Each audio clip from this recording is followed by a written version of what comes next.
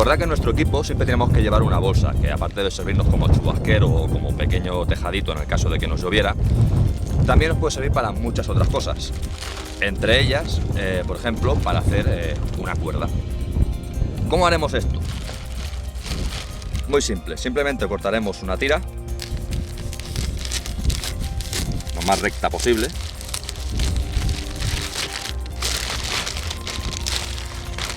Y una vez la tengamos, lo que vamos a hacer es, poco a poco, ir estirando este trocito de plástico.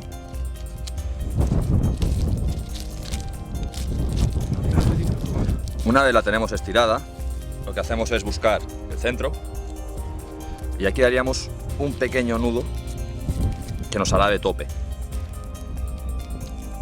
Pequeñito. Ahí. Y ahora es muy simple. Vamos a retorcer el plástico. Si yo retuerzo hacia la derecha, lo que hago es cambiar hacia izquierda.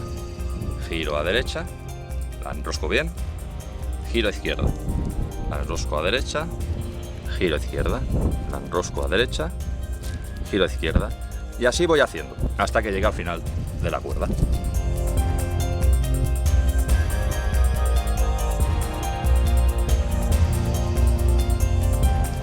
Y esto más o menos hemos tardado 1 minuto y medio, 2 minutos. Es una cuerda bastante resistente que me puede ayudar a atarme los zapatos, a tensar mi toldo, etc.